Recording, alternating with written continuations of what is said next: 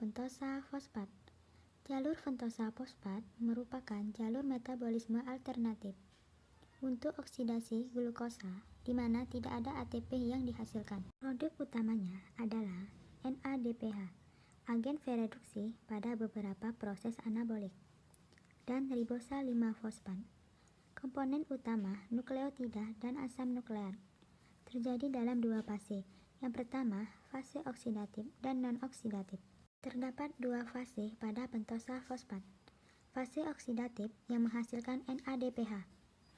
Pada fase yang pertama, glukosa 6-fosfat menjalani proses dehidrogenase dan dekarboksilase untuk memberikan sebuah senyawa pentosa, yaitu ribosa 5-fosfat. Kedua, fase non-oksidatif yang menghasilkan prekursor ribosa.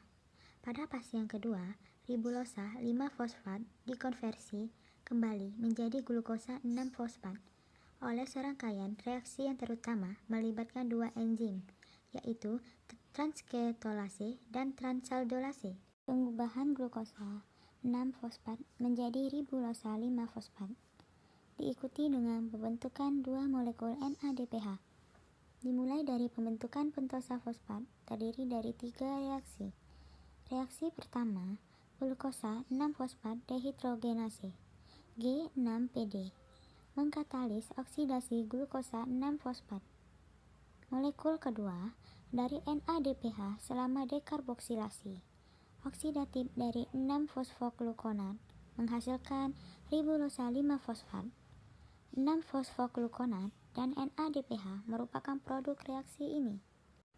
NADPH membutuhkan proses reduktif biosintesis lipid dalam mekanisme antioksidan yang disediakan reaksi ini.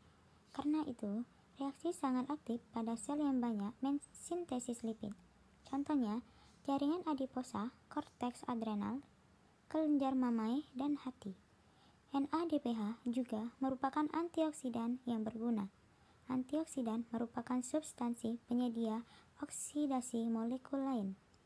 Sebagai konsekuensi, fase oksidatif juga aktif pada sel yang memiliki risiko tinggi teroksidasi, misalnya sel darah merah.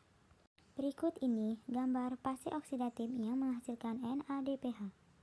Mencakup isomerisasi dan kondensasi sejumlah molekul gula yang berbeda. 3 molekul yang digunakan pada proses lanjutan yaitu ribosa 5-fosfat, fruktosa 6-fosfat, dan gliseraldehid 3-fosfat. Dimulai dengan pengubahan ribosa 5-fosfat menjadi ribosa 5-fosfat oleh ribosa 5-fosfat isomerase atau menjadi siklulosa 5-fosfat oleh ribosa 5-fosfat epimerase. Selama reaksi Ulangan pembentukannya. Transketolase dan transaldolase mengkatalis perubahan triosa, pentosa, dan heksosa. Transketolase adalah TPP, enzim yang dibutuhkan untuk mentransfer 2 unit karbon dari siklulosa 5-fosfat menghasilkan gliseraldehid 3-fosfat dan pseudoheptulosa 7-fosfat. Dalam reaksi katalisasi kedua, 2 unit karbon silulosa 5-fosfat ditransfer ke eritrosa 4-fosfat membentuk molekul dari gliseraldehid 3-fosfat dan fruktosa 6-fosfat.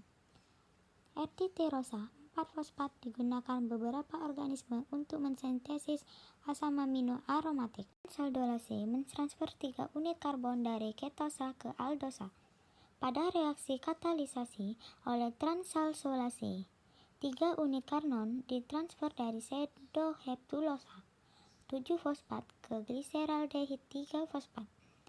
Hasil yang terbentuk adalah fruktosa 6-fosfat.